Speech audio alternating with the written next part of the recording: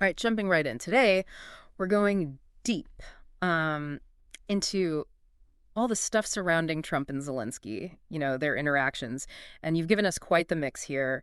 Headlines, search terms, some are pretty straightforward, some, well, not so much. Yeah, looks like we've got someone who wants to get up to speed fast. But they're also into those little details, the things most folks might miss, like Trump-Zelensky meeting video that pops up a few times. Clearly, they're interested in those face-to-face moments. And then there's this outlier, Michael Caine. Now, that one really got me curious. Right. Michael Caine. It's like, what's the connection? Like some kind of clue in a political thriller, But before we go too far down that road, let's lay some groundwork. There's also CNN News, Fox News Live, even names like Bret Baier and Sean Penn. So it definitely seems like you're aware of the media's role in all this, how they shape the narrative. Absolutely. This isn't just about two guys, right? We're talking two countries, two totally different political systems, and all of this is happening under a giant microscope. Every handshake, every word, every, raised eyebrow gets amplified. The media, they're the filter.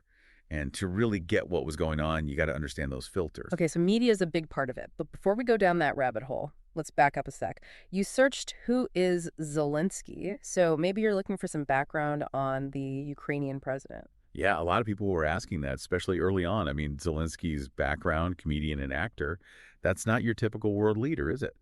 And on top of that, no prior experience in politics. And he steps into this role with all these crazy pressures on Ukraine, both from inside and out. Talk about a baptism by fire. And speaking of pressure, we can't ignore the big one, Zelensky impeachment. So you're interested in how these two got tangled up in, well, one of the biggest political events we've seen lately. Right on. That first impeachment inquiry, all about whether Trump pushed Zelensky to investigate his rival, Joe Biden, and maybe even use U.S. military aid to Ukraine as leverage. It wasn't just about them. It was about the core of U.S. democracy, presidential power, how foreign policy gets made, the whole thing. High-stakes stuff, no doubt. So we've got this backdrop of intrigue, potential abuses of power, media going wild. But where do Trump and Zelensky actually interacting? Like, where does that fit in? White House, maybe Oval Office meetings, tons of speculation about what went down. And it's interesting, these weren't all fancy official state visits, It seems like they were meeting all the time, sometimes public, sometimes private, and each one had its own weight, its own meaning. It's like a puzzle with some pieces missing, others hidden on purpose. And those missing pieces, those seem to be what you're really after. Searching Trump-Zelensky meeting video over and over. You want to see those interactions firsthand, right? The body language, the tone, the stuff that's not in the official transcripts. Exactly. That's where it gets really interesting. We might not have every behind closed doors moment, but we've got bits of footage, leaked transcripts, people who were there telling their stories.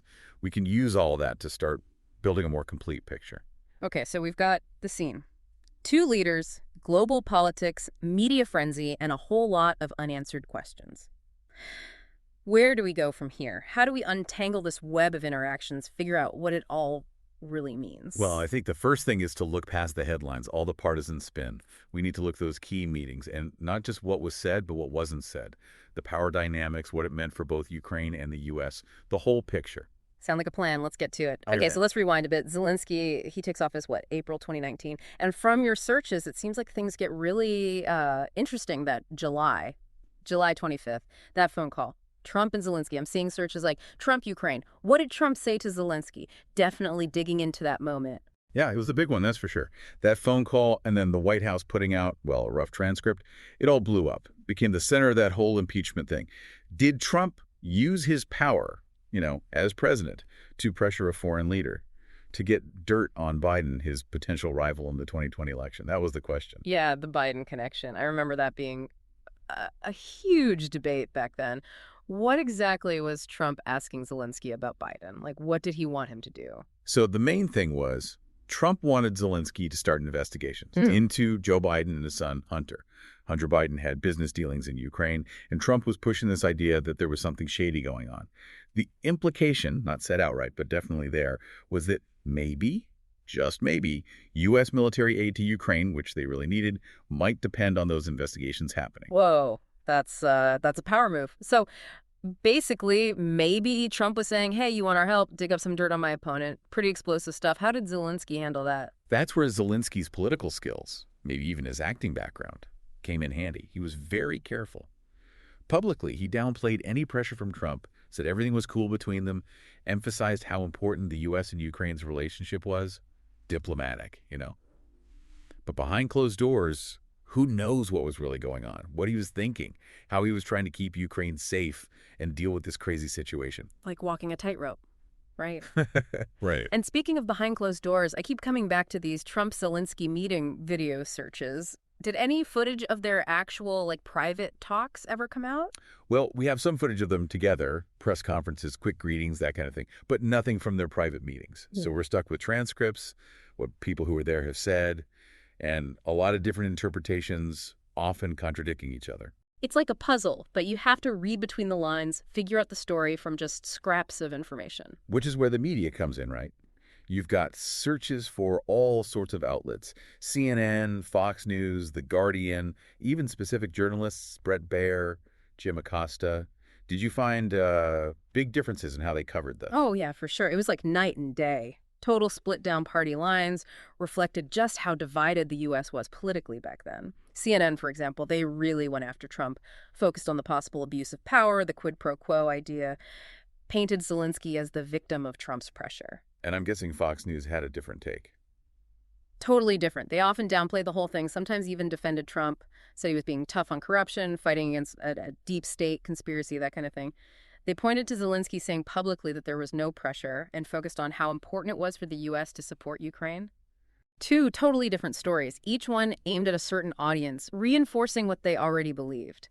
Makes you wonder, how much did people's understanding of this whole thing get shaped by, where they were getting their news? Exactly. Media framing, how it influences what people think, that's key here.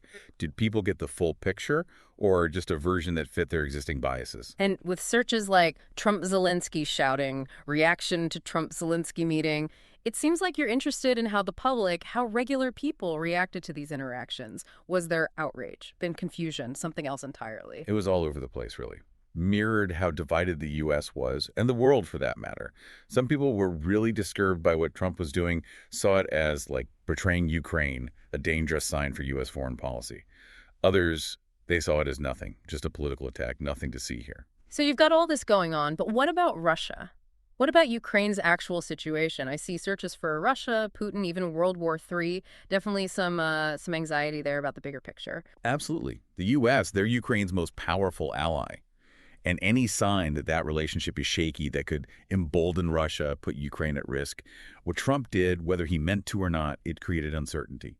Made people question whether the U.S. would actually stand by its allies. So it's not just these two guys. It's personal relationships, political games, media spin, and, oh yeah, a whole international crisis going on. In your research, did any other, key players come up, people who had a big influence on how this all played out? Yeah, there were a few. On the U.S. side, there was Rudy Giuliani, Trump's personal lawyer. He was really pushing for those Biden investigations, working outside the normal diplomatic channels. Then there was Mike Pence, the vice president at the time. He met with Zelensky, too, but it's less clear what his role was in all this. And, of course, a ton of diplomats and officials on both sides trying to manage this whole, increasingly messy situation. And on the Ukrainian side, anyone besides Zelensky himself really stand out? Andriy Yermak. He was Zelensky's chief of staff. Became a really important figure, basically the main point of contact with the Trump administration. He had this tough job navigating the political minefields in both countries, trying to get U.S. support, which Ukraine desperately needed, while also keeping Zelensky from getting too caught up in U.S. politics. So it wasn't just a two-man show, a whole bunch of characters, each with their own goals, their own motives, all pushing and pulling on this already fragile relationship. How did their actions, individually, how did they feed into the overall story of Trump and Zelensky? It's like it's a super complicated chess game, right? One player makes a move, it affects everyone else. It's this tangled web of actions and reactions. If you want to understand the big picture, you have to understand why each person did what they did. Makes sense. And with that impeachment inquiry looming, were there any specific events, any revelations in your research that really felt like turning points, like things shifted after that? That whistleblower complaint. September 2019. That was huge. It claimed that Trump was trying to get foreign help to win the 2020 election and that people in the White House were trying to cover it up. It was based on firsthand accounts from people inside the administration. Really blew the whole thing open. Gave the impeachment inquiry a ton of momentum. Yeah, that definitely changed things. And how did Zelensky react as this was all escalating? Publicly, he kept it cool, tried to stay out of U.S. politics as much as possible.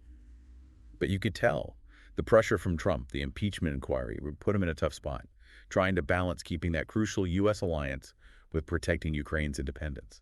Imagine being a new leader, dealing with that level of international pressure. Did Zelensky ever, push back against Trump, try to assert his own agenda?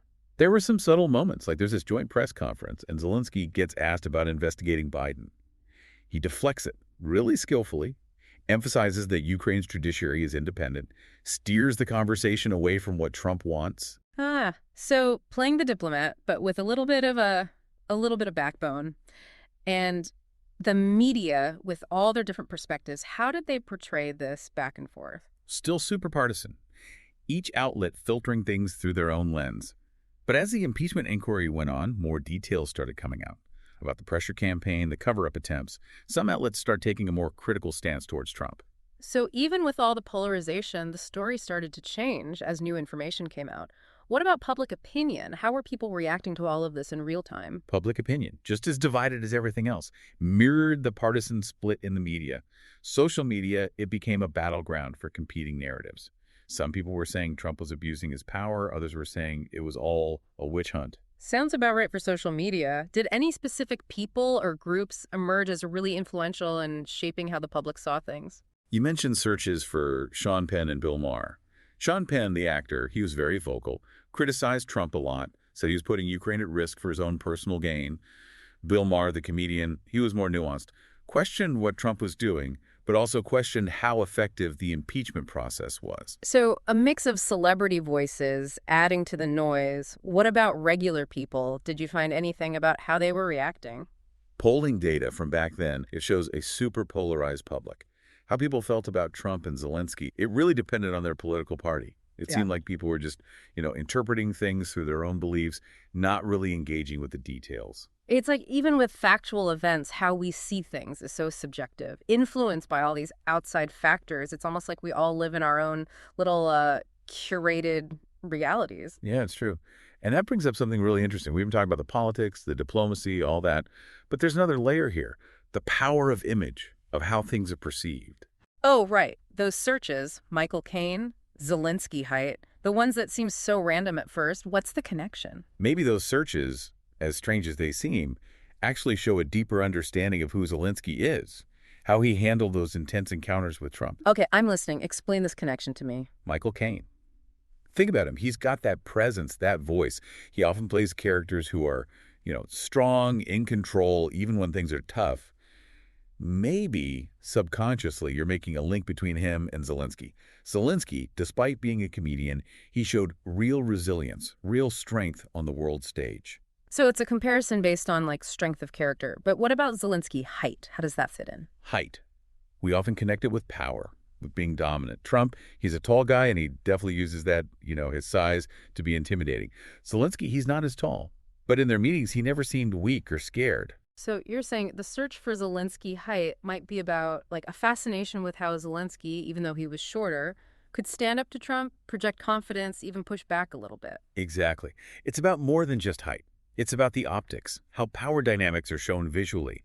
Maybe those searches were hinting at how Zelensky, despite being physically smaller, still managed to hold his own, be seen as a leader. That's really insightful. It shows that sometimes the most revealing details are the ones we don't expect. It's a reminder that how humans interact is complicated. There are all these layers, all these things influencing us that we don't even realize. And when you're dealing with people like Trump and Zelensky on a global stage with so much at stake, every little thing matters. Every word, every gesture, even something as seemingly small as height. Okay, so we've been talking about Zelensky's image. These searches for Michael Caine and Zelensky height, they seemed so out of place at first. But now I'm starting to see how they connect to those power dynamics. Yeah, it's fascinating, isn't it? Those searches, they might seem random, but maybe they're pointing to something deeper. Like you're trying to understand Zelensky not just as a politician, but as a person. Right. We've talked about the politics, the pressure, all of that. But who is this guy who can stand up to Trump, who can lead a country through a war? Exactly. And maybe, subconsciously, you're looking for those points of reference, those familiar figures who embody certain qualities. like Michael Caine, with that cool confidence, that air of authority. I see what you mean. It's like, yeah, maybe I was subconsciously drawing a parallel. Kane, he's always playing those characters who are, strong, in control, even under pressure. And Zelensky, he kind of projects that same energy, right? Even though he came from a comedy background, he could command a room. Exactly. He might not have had the political experience, but he had that presence, that ability to connect with people. And that brings us to Zelensky height. It's not just about how tall he is, it's about how that relates to power. Okay, explain that one to me, because honestly, I was just curious, like, how does he measure up to Trump, literally? Well, height is often linked to dominance. Yeah. Right. Especially in Western cultures. Yeah. Trump, he's a tall guy. He uses that, stands tall, uses his size to try and intimidate people. But Zelensky, even though he's not as tall, he never seemed intimidated by Trump, never seemed to back down. You're saying those Zelensky height searches, maybe they were about more than just curiosity. Maybe it was about trying to figure out how Zelensky could hold his own against someone like Trump, who's literally and figuratively trying to loom over him. Right. It's about how those subtle things like height play into the whole power dynamic. And Zelensky, he found a way to project strength, confidence, even when standing next to someone who's physically larger. It's about more than just physical size. It's about that inner strength, that presence. That's really interesting. It's like all these little details, even the ones we don't think about consciously, they can tell us a lot about how power works or people perceive each other. Absolutely. And it's a reminder that these interactions, especially on the world stage, they're incredibly complex. There's so much going on beneath the surface. We've covered a lot of ground today. Started with some headlines and search terms and ended up talking about, the psychology of power dynamics. It's been fascinating. But before we wrap up, we need to talk about what it all means. Because this story, it didn't end with Trump. We saw those searches for Russia, Putin, Russia-Ukraine war. Yeah, those searches are a reminder that this whole Trump-Zelensky saga, it had real-world consequences. It left its mark on U.S.-Ukraine relations. The pressure, the impeachment, it created this sense of unease, a crack in the trust between the two countries. And then, of course, the war. Everything changed. It's like those debates about quid pro quos, military aid. They suddenly became, life or death issues. Exactly. The stakes were raised exponentially. And while the U.S. has been a huge supporter of Ukraine during the war, you have to wonder, did those earlier events, the damage to the relationship, did that play a role in Putin's decision to invade? That's a question we might never know the answer to for sure. But I think, looking back at everything we've discussed today, the big takeaway is this.